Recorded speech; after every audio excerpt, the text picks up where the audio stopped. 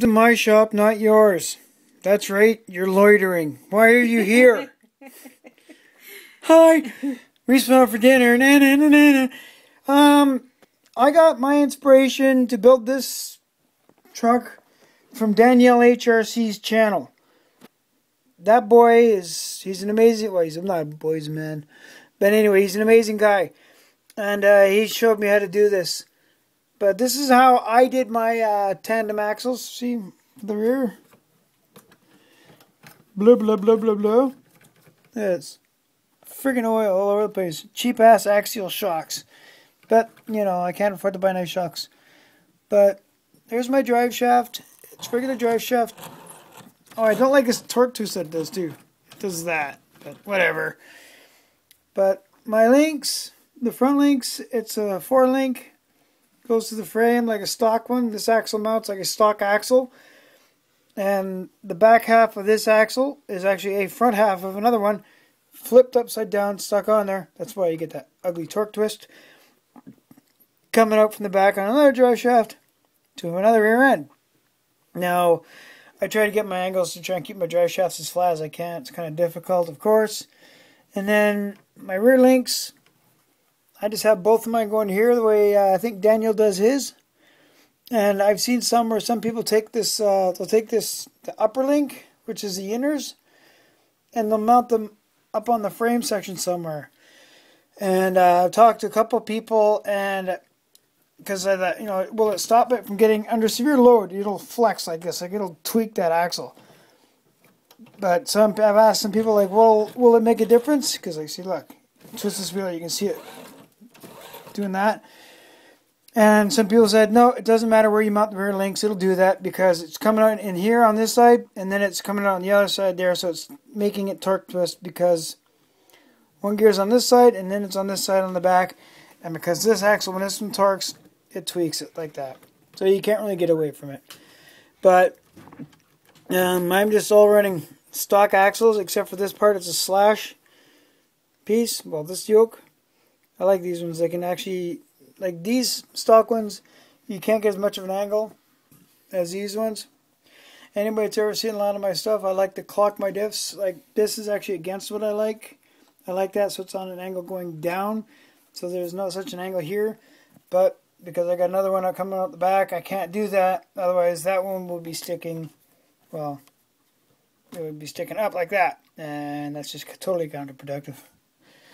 Kind of like working on a table. Counterproductive. Yeah, that was stupid. Anyway, so yeah. I'd also like to thank Devolution Dave, because he looked it up for me. Turns out this Axial SCX10 servo, the Honcho one, is like 150 ounce torque. And this Futaba is a 90, so the Futaba is coming out and it's going to get thrown somewhere else. But, yeah, there's a... Yeah, I know, that sounds bad. But that's just... It's not actually binding up anywhere. It's just... The gears down there, they do that. Because, you know, you got two motors. I think it's because my gear lash isn't quite accurate because of the way I made my motor plate. You know, it's the best way I could get it. But... It goes away almost right away. It's not actually hurting anything. It's just kind of cogging. Because like I've said before, I don't know if you can see it.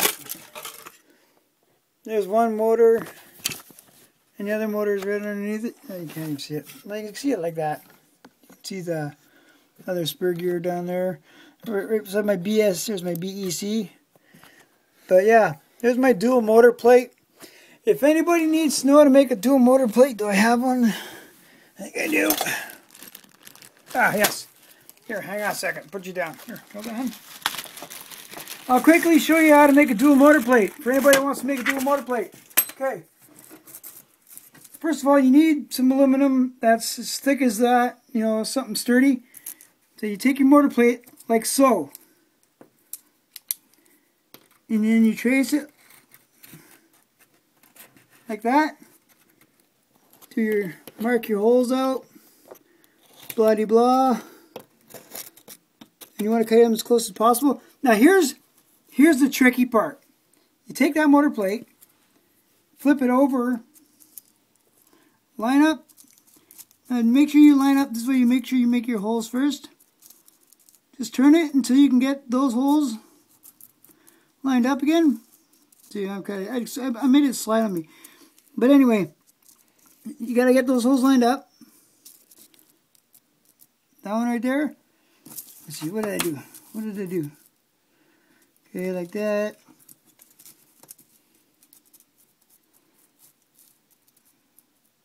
Kind of tricky, but anyway, you just flip it over like that. So you get that hole there, because you need this one, the center hole, and these 3 holes. But anyway, it's something like that, and then, damn it, keeps moving. Basically, here, that's to show you basically, because I'm not gonna, I just thought about this just now. But yeah, pretty much, and then you'll have that mount. So that's how it works out. So you just drill these 3 holes out, and then that line will disappear. And then you cut this line shape out, cut that out, cut those slots out, cut that one out, cut that hole out, bolt it onto the 3 bolts, and then you have a dual motor plate. And that's just the stock, I think it's a, what's it called? The VX, shoot, what was it called? An XL5 waterproof Traxxas ESC, and it's running dual Novak 35 turn motors with 14 or 15 tooth gears on it. No problem. Never any overheating, because you got 2 motors working at half power, because you don't have to try it all to turn that, because there's 2 of them. So you got tons and tons of torque. You got enough torque to break axles, trust me. This thing will break an axle. It is a pig. But I wanted enough power and a lot of speed, so I got 2 35 turn motors. So I got my speed and enough power to pull this big truck up hills and over. And as you've probably seen in my other video, it will. This truck will go just about anywhere. It's, well, it's a beast. And once again, I'd like to thank Devolution Dave for getting that information for me. God, things won't go on. For getting that info for me for my servo. Now I can build one. Put it in. And there we go. Oh yeah, and I got those foams in there. The sealed foam tires. Here's an example. See, here's the back tires. Tip the truck up on the weight. They squish. See? Now look at the front tire. I'll put it up on 1 tire.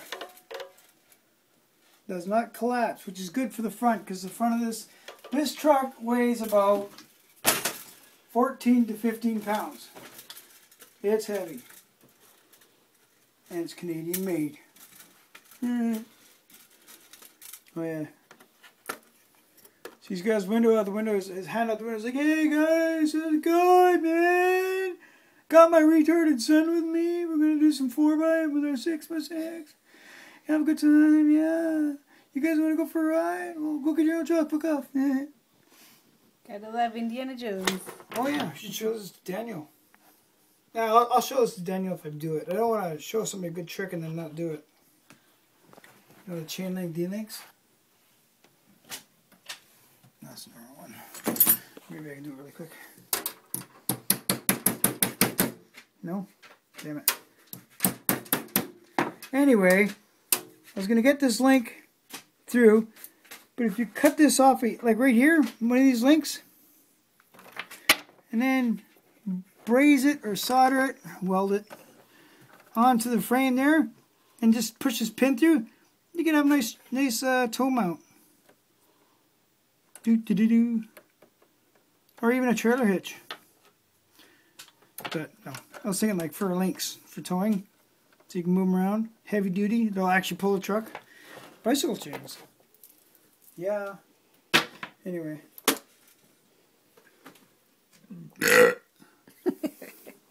Get out of here. You